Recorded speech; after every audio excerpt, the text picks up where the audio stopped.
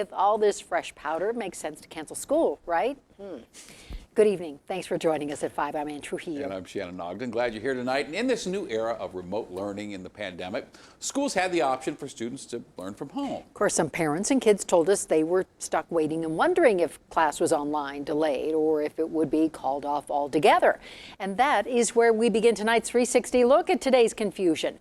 We're looking at multiple perspectives, from parents navigating an unexpected day of remote learning to teachers who had to adjust their learning plans on the fly, and students who love getting the day off. And kicking us off tonight is Denver 7's Liz Gilardi, who joins us live near Denver Public Schools headquarters. And Liz, parents and teachers you spoke with made one thing clear: they don't want snow days to become a thing of the past. Well, you know, they really don't. And the snow really caught a lot of people off guard, parents, teachers alike. And they did make it clear that they do want snow days. But the decisions made by school districts also caught a lot of people off guard. You know, remote learning brings with it a lot of opportunities, but also challenges.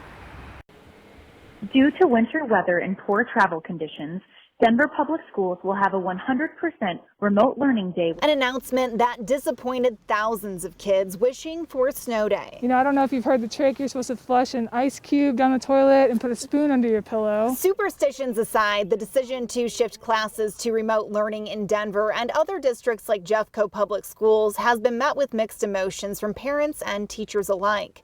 We met Laura Reed at a sledding hill. She said the kids are experts at e-learning by now, but they needed to get out of the house after their online classes this morning. I'm okay with it, but only because we have older kids. I can only imagine if you're in a different situation, it might have been, you know, have a different answer. Although Leslie Odell is glad her kids are learning, she has a lot of nostalgia for a good old-fashioned snow day. I have mixed feelings about it. I think it's kind of sad that the traditional snow day is probably a thing of the past, but I'm glad that my kids are home engaging and you know, being stimulated and learning, so as opposed to being home and being on their phones and playing games. We asked Denver Public Schools about the decision. In a statement, a spokesperson acknowledged the challenges of shifting to remote learning on such a short notice and said, "Our students have already lost so much learning time, and we feel it's important to do whatever we can to maximize academic instruction." The debate was snow day versus no snow day, and people were not happy on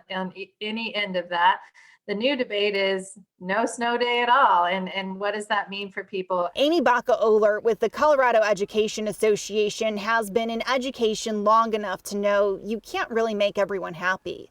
But she says switching to remote learning at the last minute can leave teachers scrambling. It is really challenging. I think we saw firsthand just how challenging that is last spring when we had to completely flip to remote learning very quickly. One teacher even started a petition. DPS, bring back snow days.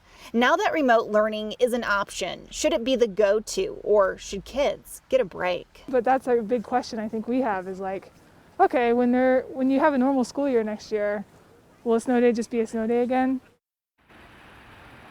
Will it be a snow day again? I know I have some great memories of snow days growing up, but it is hard to make everyone happy. Some school districts did have a true snow day, like Douglas County, also Aurora. But Aurora said in a tweet that they canceled remote learning because they did not provide advance notice of the potential closure. Reporting live was Gilardi, Denver 7. Yeah, who doesn't love a snow day? All right, Liz, thank you.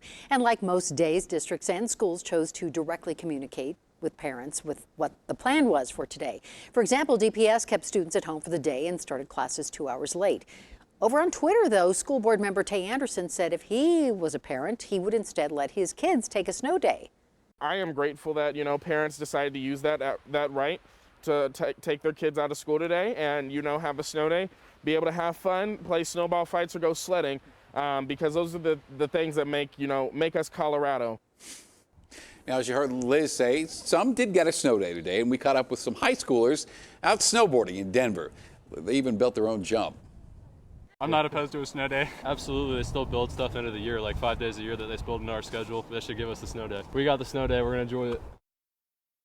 Hey, should kids still get snow days with remote learning? And how well did your district communicate plans this morning? Let us know all of this. 360 at thedenverchannel.com.